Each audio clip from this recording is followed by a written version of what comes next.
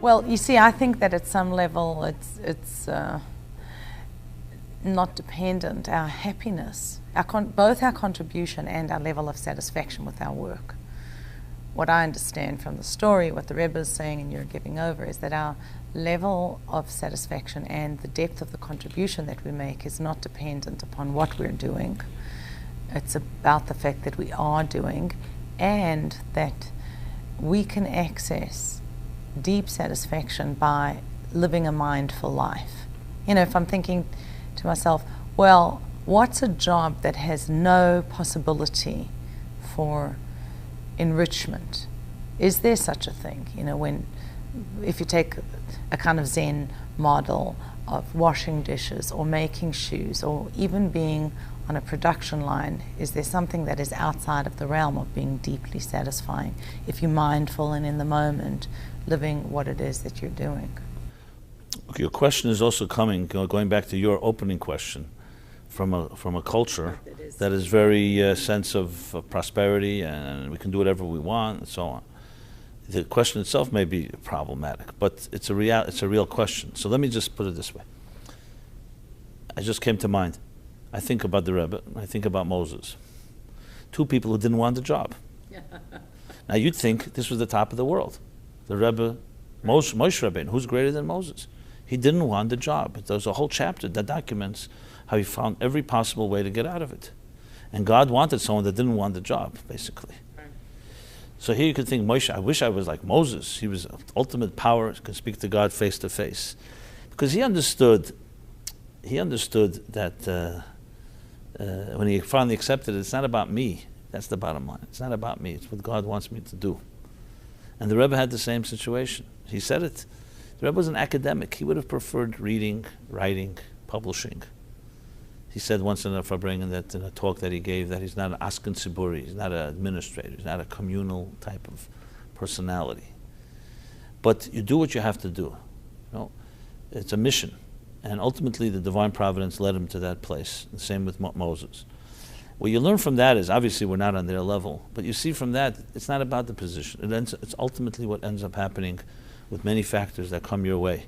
Because there are people who have you think grass is always greener on the other side, people who have the best positions, and you go and you see they're miserable human beings.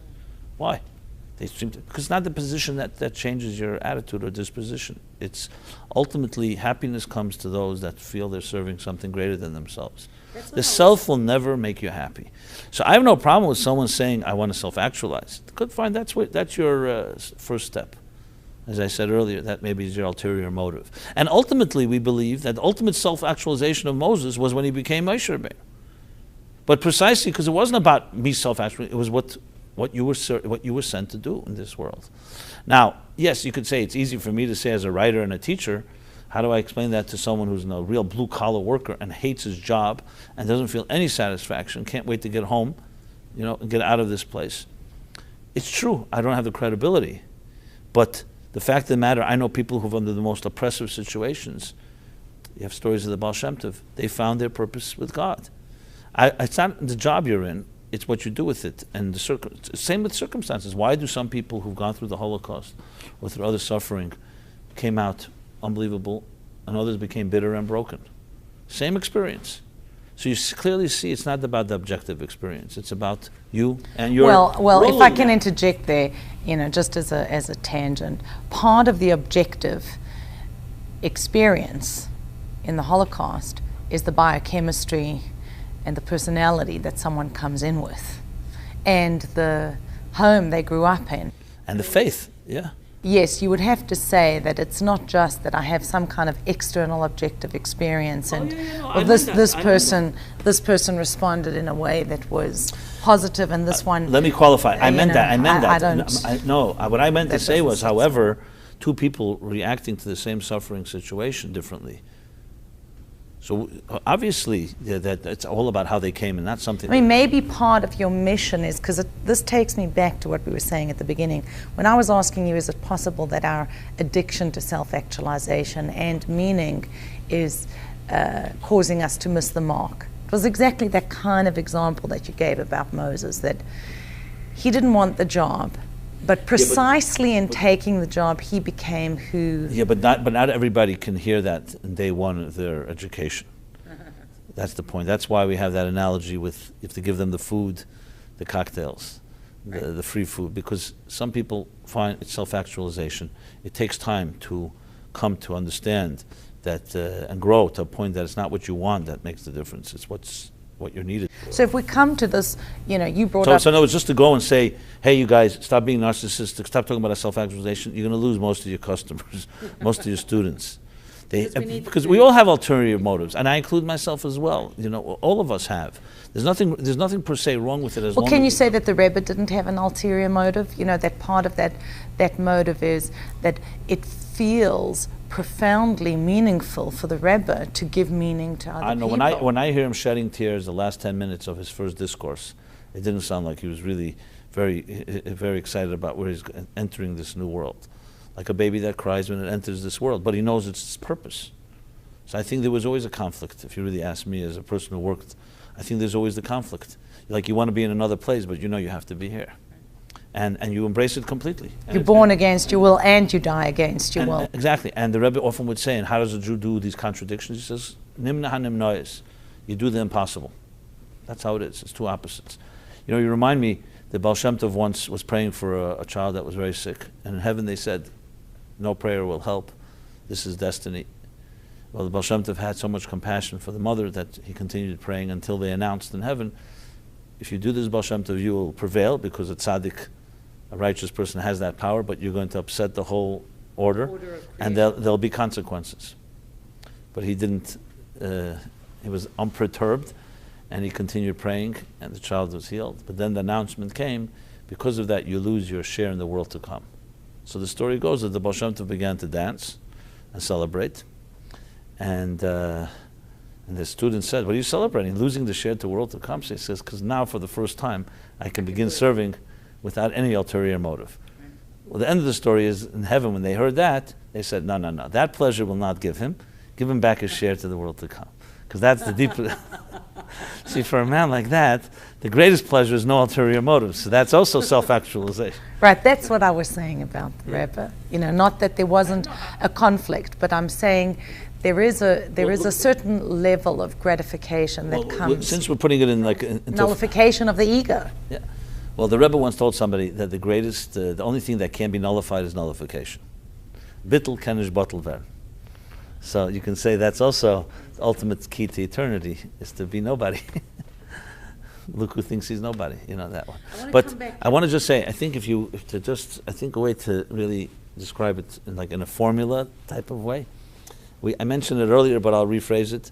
You begin your life, Adam oyev avos atzmei, Adam karev etzel atzmei. Person is self-driven, self-actualization, narcissistic. It's all about me. You learn that life is not just all about you. There's a higher purpose. There are other people. You're here to serve. But then you come back with that awareness to the self and the ego, and the self and ego becomes one with that which is beyond the self. So in Hasidic terminology, it's like the yesh, the ayin, and the yesh. You begin as a state of being, whatever it is you are. Then you come to a state of nullification, or a state of, we'll call it more suspension of yourself. And that leads you that the yesh hanivra, the yesh that you are, the being you are, becomes one with the yesh amiti, with the ultimate yesh, the ultimate being, which is God. So it's not about annihilation of the ego and the self. It's about transformation. But it has to go through a stage where you give something up, like the seed that rots and grows into a tree.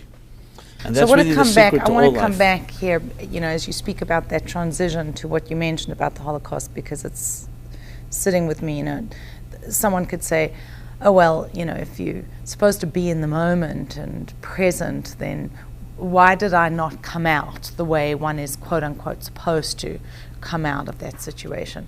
And I'm thinking of something that the Alter Rebbe says in Tanya, where he describes our mandate to be joyous and says, well, a person could have recurrent negative thoughts that, let's say it's going to be obsessive thoughts or being depressed, and how can you be happy in that circumstance? And he answers that maybe your meaning resides in just resisting the negativity. You know, maybe there are people who are born with a biochemistry, a family situation, and a personality structure that predisposes them to losing faith. You know, is it possible that your meaning might be fulfilled through the loss of faith? Just as Moses resisted his work, his job, but he found who he really was meant to be. That's how he became who he was. So you say, there's my ego I, and then I lose the ego in that state of self-transcendence and nullification, and that's precisely how I come to be the true I that I'm meant to be. In the lesson on suffering, one of the struggles that we all go through, and I address there in that lesson, is, you know, after the fact and before the fact. You know, before the fact, before you have gone through any difficult situation, obviously we pray for, and God should bless us with the best and easiest type of life. But after the fact, and it's vital, let me just explain why that's vital, is because there is no justification for the Holocaust or for direct suffering. We don't have an answer for it. Because you could always say God could have done it a different way. He's God. Could have done it a different way without so much suffering. He needed just to learn something, could have done it differently. A compassionate God. So there's always going to remain a mystery why some people suffer more than others, why certain times and stuff like that. But after the fact, meaning once it's happened, as Maimonides puts it, it would be cruel and insensitive if we did not take to heart what happened to us and make believe, oh, that's just some anomaly. And in some ways, you can learn your mission afterwards. For example, people who developed a certain profound empathy that only someone that has suffered. When my father passed away 5 years ago, 5.5 years ago, you know, it was the first death, immediate death in my life. And we came back from the funeral, and who was there the first day of our Shiva? Well, maybe like 20 guys, all boys, came to see us. And some of them I didn't know, and all of them had lost their fathers at young age. Wow. And they were able to look in my eyes, my brother's eyes, in a way that only they could look at. They didn't have to say anything. Yeah. So, did their fathers have to die prematurely? Obviously, hopefully not. But after the fact, they have no question they've gone through the fire, and they can teach and give strength.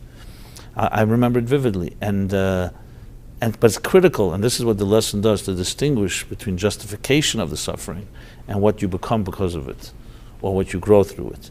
I saw a letter from the Rebbe, writes to a woman who went through very serious abuse. And the Rebbe, this is a common theme, that if you went through it, I can't explain to you why, but now that you're there, you can help many people in that situation, because you have that credibility and knowledge that no one else has. And it was not, again, not a justification. And it was a very common. So, absolutely, you can discover your mission not only through the good things that happen in your life, but also the bad things. Mm-hmm. But it still doesn't justify, and definitely does not absolve the person who perpetrated it in any way. Like he says in Tanya. He says, Allah nizik, on the person who suffered, that's what had to happen. But the mazik, he's going to get his day. So it's not a justification. The perpetrator is right, the perpetrator, still accountable. Absolutely. When you speak about, we bring up the topic of suffering, as a nation, we've suffered a lot. And the world suffers. I'm wondering if Jews are kind of attached to suffering, how much that's part of our identity. I mean, many people grow up and the Holocaust is their Jewish identity, and suffering is what it's about. So are we attached to suffering, and is Judaism about suffering, or is it about light? A lot of what we say about light in a Torah context is about the light that is born of darkness and of suffering. So you say the Rebbe tells someone post factum, you know, a priori you don't want it to happen. Once it's already happened, you have a great contribution. What about the light that is there a priori versus the light that is there afterwards? I mean, a bunch of things in there, but how would you address it? An excellent topic. I like this one because it gives me the opportunity to criticize all the establishment. And not that I'm a critic, but it's good to shake things up, right? And it goes back to Abraham, how I would answer this. I was speaking once to I would say is a visionary non-Jewish philanthropist, one of the biggest. And we were talking about something, and he said to me, how come, I know Jews give a lot of charity, but how come there are no visionary charitable people in the Jewish world? They give to their organizations and so on, visionary as in global change. Mm-hmm. Okay. And I said, it's an excellent question, but you have to remember the first and most charitable person was complete global visionary. His name was Abraham. He had a global vision. He opened his tent, his home, and it was all about giving. And if you look at it in a strange way, Judaism has become parochial and business has become global. At the time of Abraham, it was the other way around. Religion or faith was global and business was local. You're a shepherd here, there, was that. And I think you're describing is the exact reality. What happened is that Judaism fundamentally, and from Sinai and from Abraham and from Moses, complete vision. It's about light, bringing light to a dark world, which is not only not being shaped by the dark and suffering world, it's actually, you're here to bring light to that world. So you're like beyond it, you transcend it. Right. But living in that world and being an oppressed people for, we'll say, 2,000 years since the Romans destroyed the temple, has had taken its toll. It's wounded the Jews, not ultimately their spirit. We're still here, we're standing, but we're limping. And it's wounded us in a very profound way. We've become not just people who have suffered, many of us have become sufferers. I mentioned before the noun and the verb. Suffering is a verb, it's not a noun, it's not who you are. But when you're in a suffering situation for long enough, I'll use the Baal Shem Tov's words, when you're in the darkness long enough, you think darkness is your state of being. And you start thinking this is light. And that's why a concept like Mashiach, believing that there's a different world, is so difficult for us, because we've become shaped by our environment. We're still fighters. So it's not like we've lost, but you're a fighter. You've now become a fighter.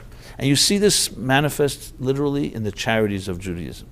The biggest charity drives are the ones that are anti-something. Right. Anti-Semitism, Anti-Defamation League, fighting the Holocaust. Israel's existence is at risk. I was invited to speak to the leadership, the young leadership of the UJA, several years ago. And their goal was one thing: how do we convince them to remain givers to the UJA? Because there's no longer a crisis. People, 6-Day War was a crisis. 1948 was a crisis post-Holocaust. The whole federations and the joint and all that was created because of the pogroms in Eastern Europe, trying to save our brethren. And that's a very... So what percentage of Jewish charity would you say goes to education and I don't know the statistics, but I know young people are giving Save the Whales and the greening of the world and hunger and poverty in Africa and so on. I'm not saying some of them are not good causes, but for Jewish causes, give me a crisis, I'll give you. And if you don't have a crisis, I'm not, the idea that you're going to change the world, a vision, if Abraham was here talking, let's take a vision that will change the world, people would not identify with, because we've become crisis managers and we've become firefighters. And I understand also emotionally, when you see a person dying or a person starving or a person orphan or a widow or a terrorist victim, it's definitely emotionally much tugs at your heart. But I want to say this, but we never should forget that Judaism is driven by a vision that's not just a world. Let's put it this way.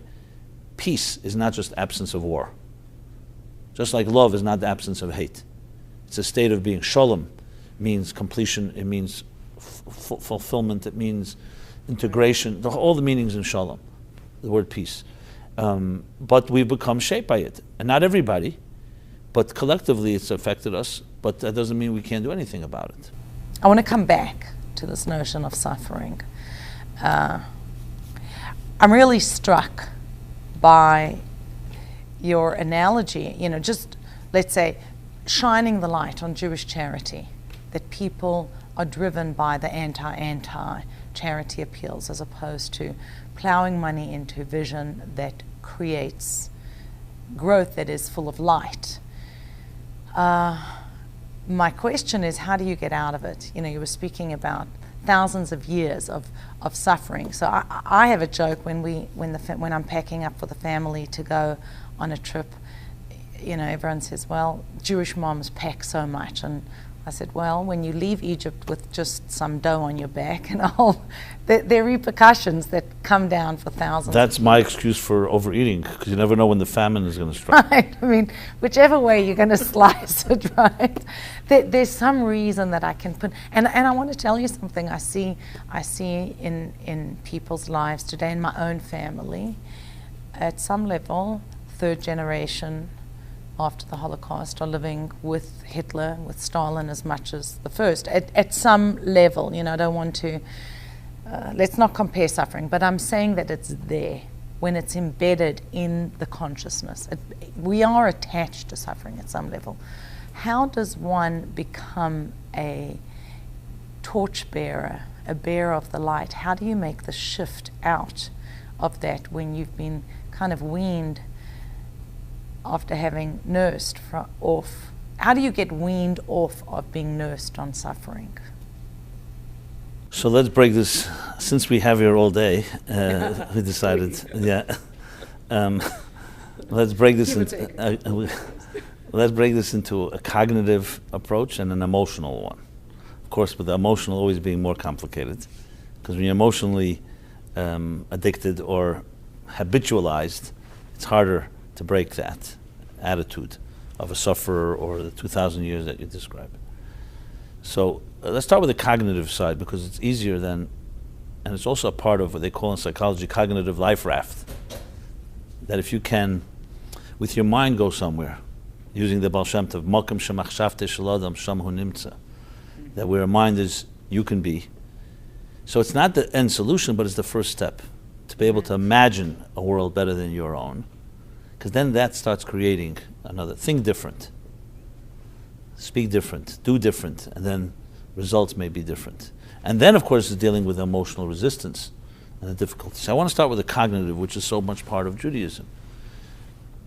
So using a mystical language, okay? This is the concept in Hasidic and Lurianic Kabbalah of the tzimtzum, that God conceals his presence, his conscious presence, in order to allow this reality to emerge. So in Hasidic discourses, especially the Frierdiker Rebbe, Rabbi Yosef Yitzchak, the Rebbe's father-in-law, he has a discourse where he explains a statement that the tzimtzum, as much as it's necessary for existence to take place, it's never an end in itself. And he actually says, tzimtzum is hepech haratzon. The tzimtzum is against God's will. And it's b'shvil hagili, and it's for the gili, for the revelation that comes. And the Rebbe explains the emphasis of that. That means if it's against God's will, who's the one that did it? We didn't do it. The tzimtzum is God's will because he did it. But it's God's will, but it's against his will. He did it as a stepping stone to something else, which is critical, because that means implanted in existence is that we are not darkness. This is a bright world. And any darkness we go through is always a stepping stone. So Golus, what we call exile, is the anomaly. The Rebbe once said at a Yechidus, a private audience, they asked him, how do you talk so much about Mashiach? He says, if someone was sick in your family, God forbid, would you stop yelling? Golus is a sickness, it's an illness. So I think the first step is knowing awareness is half the cure.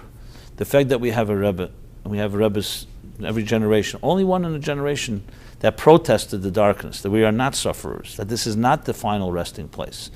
And don't ever get accustomed to the point where you think this is your comfortable place. That itself, knowing that you have to protest. Now, I don't feel it personally. Maybe you do. But I know that there was those that feel it. And that's, for me, enough cognizance to know that we're not. So I work on it. And then you have to work on the emotions, which I'll get to in a moment. But I want to just elaborate on this a moment more. And I think today it's much harder than it was for our grandparents. Because they were living under the Cossacks, or under an Inquisition, or under the Crusades, or Hitler, or Stalin. So for them it was easy. For them life as it was a misery. So of course they were looking forward to Mashiach, to a better world. And this is not the natural state. It impacted them, as I said earlier. It turned them, but they had at least that dream. For us it's much harder. Like a friend of mine tells me, every time a new kosher pizza shop opens up, where he thinks we're a step farther from Mashiach. Because we've crafted a whole model. It works great. We've got, but it's almost like what you're describing is that the inside and the outside are different. There's a deep inherited attachment to suffering inside, On the very inside, there's the vision. No. But then on the outside, I'll get to that in a moment. But I want the pleasure that seduces us. But I think the complacency that comes from making the pizza stores, or whatever it is. Right. If it's suffering, it's suffering. This is also a form of suffering, except it's worse because we don't think it is. It's kosher sushi. We have a community in Israel called Geula. And if you ever go a bustling Friday, it looks like, it's called Geula. I was once walking with a skeptical friend of mine. He says, if this is Geula, what does Galus look like, Okay, we've got Geula already. I have a taste of it, chalent, with the mikveh, with everything. You have it all, everything is worked out, and Jews are very creative. We'll soon have almost everything except the real thing, It's like Pesach, they already figured out how to bake with potato starch. A few more years, they'll master it. You'll have everything that we have leavened, and it'll be unleavened, basically. Every chametz that you could have, it'll be potato starch. They'll get it, every cake possible and so on. Technically it's right, but So the point I'm trying to make is that Judaism from the beginning of time was always not being shaped by your environment. You shape the environment. I come from a family of the media. We like to say is that there are people who make news, there are people who read the news, and there are people who ask, what's the news, what happened? People who make things happen. Love it. People who watch things happen, and people who ask what happened. Jews always made things happen. But in time, things wore us down. Even in Mitzrayim, in Egypt, it was almost to a point where they couldn't hear Moses because of their shortness of breath, the hard work. But there was a Moses. So we are blessed with leaders who keep us awake. And even if we're not always awake, but there's enough material there to remind us. So that's what I mean by cognizance, just to be aware, even if you're emotionally still very gullus mentality, as they say. Mentality of being a slave, or being a sufferer, or being whatever, you're a product of your status quo. You always have those that remind us. And we should not let that voice ever die. That's step one. The harder ask you a part question is the before emotional. You get to the emotional? Yeah. If you're speaking cognitively and saying, look, there is a revolutionary voice and impulse in Judaism. The first Jew is countercultural. When I look at how society relates to those leaders that you're speaking about, who are trying to remind us that we're in a state of dis-ease and disease,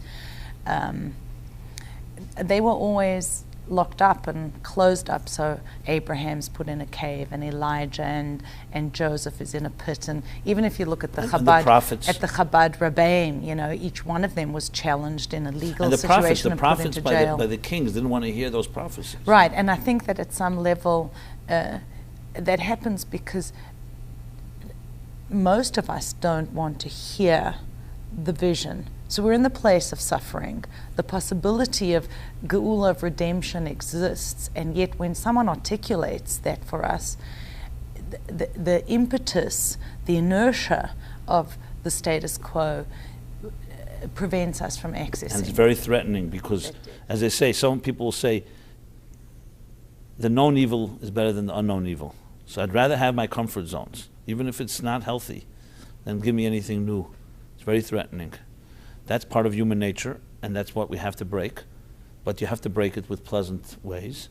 It's not about with a battering ram. You have to warm people up. The Friedrich Rebbe once told Rabbi Gordon, Shalom Ber Gordon, all of us Shalom, he asked him, how do you speak to people who are doing wrong things? How do you rebuke them? Or do you ignore it or not? So he said, you were in Turkey. So there's a lesson from a Turkish bath. You go to a Turkish bath. You go into the steam room. It's very hot. It opens all your pores. Once you've gotten accustomed to that, you climb higher because heat rises. Right. It opens more pores.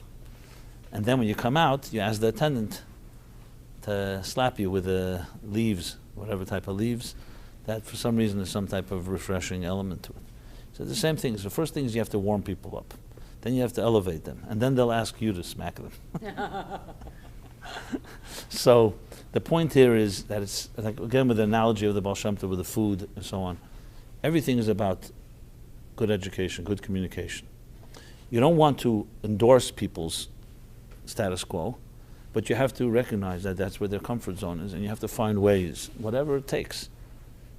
I don't like to use the word manipulation, but it is in a way spiritual manipulation, if it's with good intention, not about control. You have to try to teach people that this is not the best you can be, without any other agendas. And you slowly bring them out of that. I think a real Rebbe is, as the Rebbe Rashab would say, I'm a shul clapper. He wakes people up. He's a wake-up call. And that's where the Moses came. If there was no Moshe Rabbeinu, the Jews would have been completely absorbed and completely trapped by their circumstances. So we have this. And when I say Moshe, besides the Rebbe, we have the books. The belief in Mashiach has become so stereotyped and so almost like abstract. It really comes down to one thing beyond what kind of world it will be. That we are not victims of our circumstances. That we have a destination. And we will reach it. There's a light at the end of the tunnel.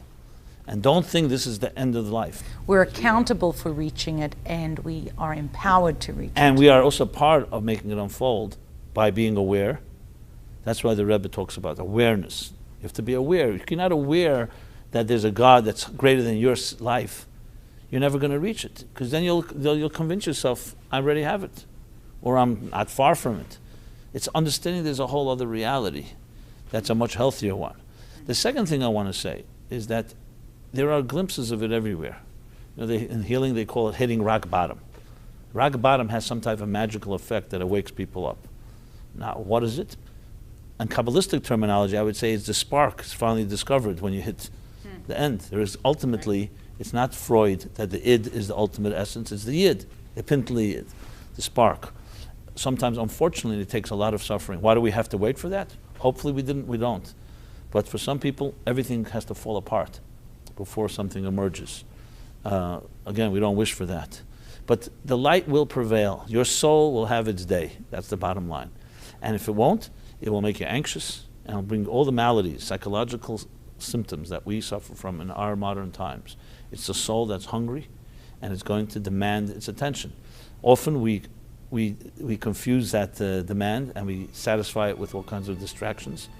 I mentioned before, all addictions, from my perspective, an addicted personality is the most spiritual type of person, except he's feeding his soul with poison, basically.